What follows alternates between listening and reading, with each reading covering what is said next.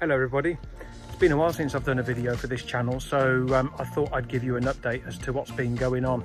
Long and the short of it, there's been a few changes in my life, most prominent of which is a change in career, and that's why I've not done any car related videos for some time.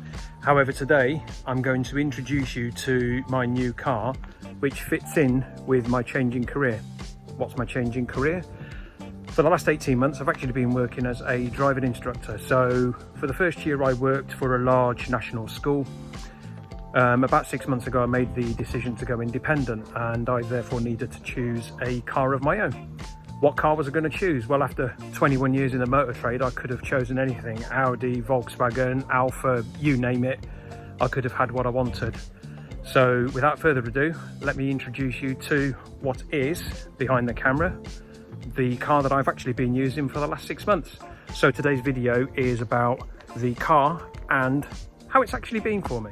And here it is. It is, for those of you that are less initiated, a Dacia Sandero, and that's the correct pronunciation of the brand. It's Dacia, not Dacia or Dacia or however, it's Dacia. So here it is. Basically under the skin, it is the latest generation Renault Clio. I'm not going to give you too much in terms of the information on that front, because ultimately, if you want to find out more information about the car and all that sort of stuff, there's plenty of other reviews online. But this video is about what's the car been like for me, why is it the cheapest new car, or one of the cheapest new cars you can buy in the UK, and how has it actually been. Now, I've just finished giving the car a wash, so I thought I'd start from the inside and work my way outside.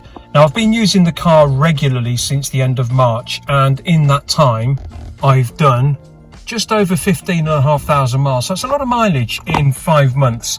So how has the cheapest car, or one of the cheapest cars currently for sale in the UK, fared in that time? Well, the answer is remarkably well. There's no visible wear to the interior. Everything still works as it was, and I hope I don't curse it by saying that, but everything's still like it was when I picked the car up. There's no faults. Everything works. All the buttons are tactile. Yeah, a very nice, pleasant place to be. No rips or tears on the interior. The mats are faring really well. There's my dual controls. Everything works as it should do. For one of the smallest cars that's currently for sale in the UK, brand new, there is a remarkable amount of space in the car, courtesy of the platform that it shares. But my first car when I was with my first driving school was a current generation Clio. But this has actually got a little bit more interior room in the back. I've got a couple of young daughters, hence the teddy in the back. But yeah, I can comfortably sit behind myself. I'm just under 6 foot, so plenty of space. But the other car that I considered was the latest generation Kia Picanto. Now, that came with really good reviews, but the one thing that the Kia put me off about was the small boot. I've got a couple of young children, I'm divorced, I needed extra space. But this car, as you can see, has got plenty of space, even for a full-size spare. Now, this particular model is a dual fuel. So underneath the boot floor down there is where the fuel tank goes. Ordinarily, if you wanted a spare wheel, it would go in that wheel well. But because this is a dual fuel, in case you don't know what I mean by that, it runs on petrol, 1 litre TCE engine, which produces 90 horsepower. But the dual fuel LPG boosts the power a little bit when it is in use too. And I'm just going to open the cap to show you where the thing is. There's the petrol, there's where the dual fuel filler is. When it's running on LPG, it actually produces 100 horsepower. Can I tell the difference? Not really, but that's not the purpose of this car. I wanted something that was cheap to buy, cheap to run, comfortable, reliable, well equipped, and on that front it ticks all of the boxes. List extends to such things as keyless entry. I'm just going to fire up the car. It always starts on the button. The infotainment screen, I think, is about 8 inches. It's a little bit laggy in operation. Sometimes you press the buttons and there's a bit of a delay in response, but it has got all of the essential stuff. The radio's got DAB, it's got wired in Apple CarPlay, Android Auto, which then gives you access to navigation and so on from your phone. And it works perfectly well. It has got reverse camera on this car as well.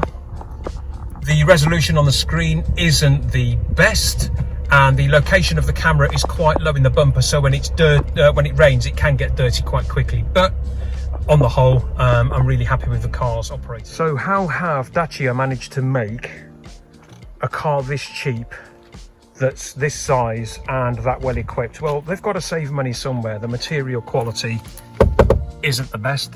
Everywhere there is cheap plastics, and they try to dress it up on this particular model with the fabric on the doors and the dashboard, which does help lift it a little bit.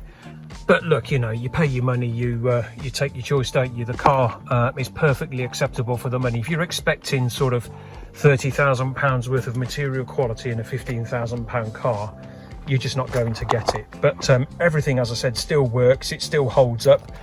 It still looks and feels like a new car. So there's a big difference between material quality and build quality. The build quality is actually very good, but the material quality, yeah, they've got to save money somewhere, and I'll show you another area where they do exactly that. One area that's noticeable where they've saved money is under the bonnet.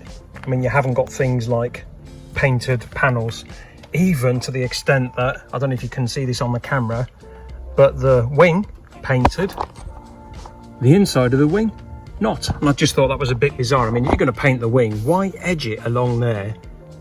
Paint the top of the wing and then bolt it. But that's definitely an area where they've saved a little bit of money. You know, what's that? 10 centilitres of paint across God knows how many cars they make. It's going to save them some money, I suppose. Another area where they've saved a little bit of money is on the wheel trims. And yes, these are wheel trims. They are not alloy wheels, contrary to reports on some of the channels I've watched.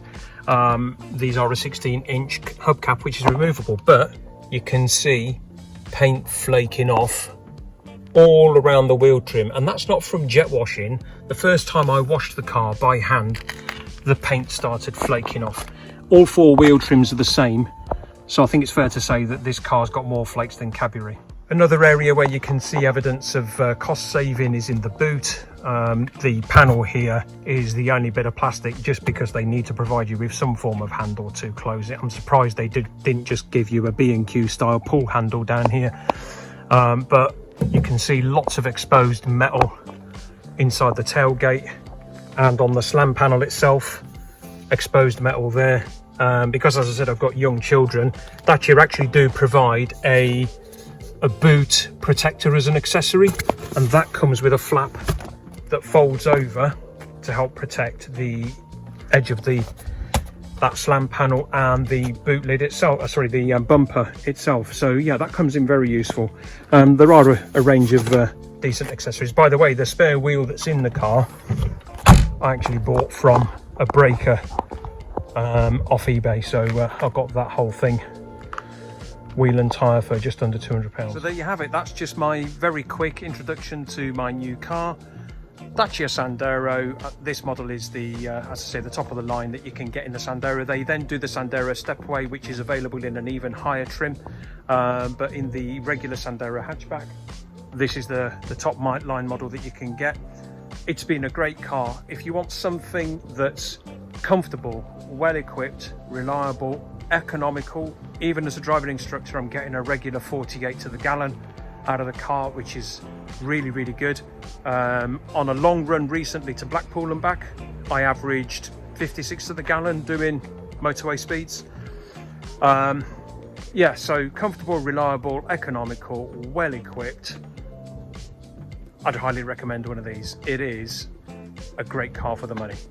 Thanks very much for watching. If you haven't already done so, hit the subscribe button, like, share, all the usual YouTube gumph. Thanks very much.